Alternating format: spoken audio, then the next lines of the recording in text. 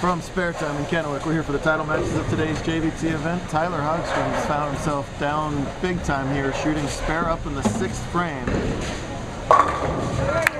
He's already got 1 second place this season, looking for the 2nd title of his career with a handicap win a couple years back now, but he's got his work cut out of him because his opponent, walking through camera there, Riley Basher, started with the front 5 before an open in the 6th frame.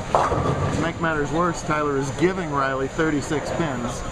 So that's just not a hole that Tyler has dug. That is the canyon. That is an abyss. That is an abyss. Very nice, Evan. Black hole from which only Tyler Hogstrom might be able to escape. That was a science joke, kids. There you go. That's a nice start towards doing so. What is he not? We're in a pick your poison today, so he gets to pick who he bowled for most of the day. Or sometimes he had been the one picked, and he has done literally just enough to still be here in this title match today. It seems like every time he drew an opponent, they'd break their thumb or bust their thumb open, or Tyler would say something nasty and make them cry, or, you know, it's just everything went his way in matches, and that's what it's got to do sometimes to get to the title game. It really means 2 marks.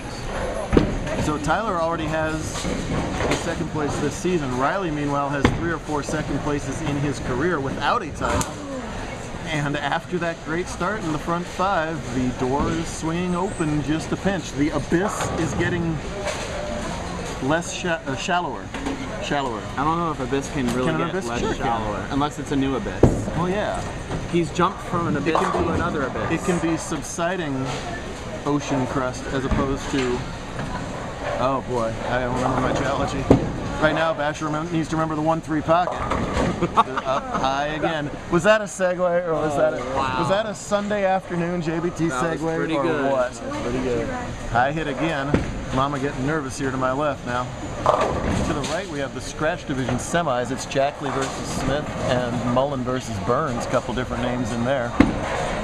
Still does that hook release at the 6'10" and just barely avoids the chop. Well, from complete oblivion, Hogstrom still has a chance in this match, but I'm pretty sure he's got to continue to strike here. If he punches out, Basher has to shoot 192. 227 for all the way out for Hogstrom. That's easier than said than done because we're on a brutal Los Angeles lane condition. No offense, by the way, to the actual city of Los Angeles. I don't know how they got tagged with this pattern. Sorry, Los Angeles. Tyler has to have it. Tyler's not going to have it. You see why that pattern's so tough. You leak it a little to the right, it doesn't come back. You miss a micro-millimeter to the left and you hit the 4-pin in the face if you're a righty. Tough, tough pattern. Now he can only get 204. Riley's got 164 plus 56 if he gutters off the sheet and kicks the ball return, so 168 is what we're done, folks. This is the bottom line. Nice job at the spare. Really a nice comeback staying in. He could have packed it in a while ago. He had a miserable game against top seed Alex Perini in the round that they played each other, but Alex busted his thumb open. Tyler only shot 130, but it was enough to get by. That's the nature of match play. Yeah, Alex had to throw no thumb. He couldn't even put his thumb in the ball. And another solid finish for Hogstrom. He's already got the runner-up at Seacoma to open the season, so he's going to be right up there in the points race.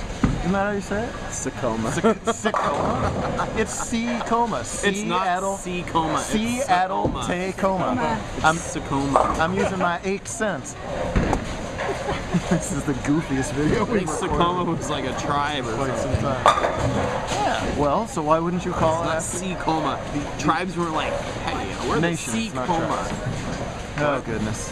This is what we call filler time, folks, because Riley's got this locked up. You spit on my wrist. Sorry.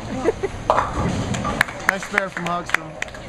Just that front 5 was devastating. When you're the one getting pins and you start with the strike string, your opponent is left with little they can do in a 1-game title match. So Riley, who's a little sister Nikita, has won a couple JBT titles. Riley's had to wonder when his turn was going to be. It is right now. This is victory lap time for him.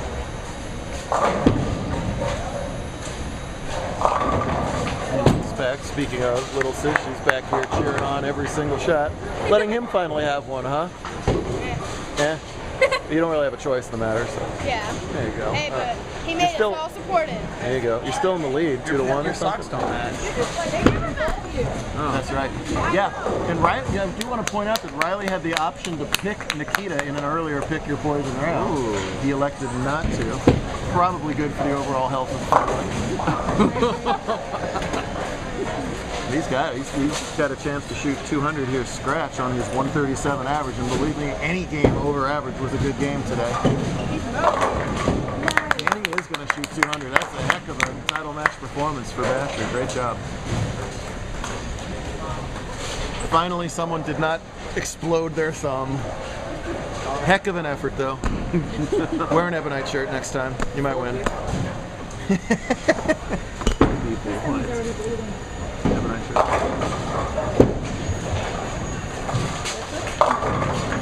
All right, he'll be easily into 2 teams, and he joins the club of JBT champions. Great job, Riley. Scratch division title match coming up next.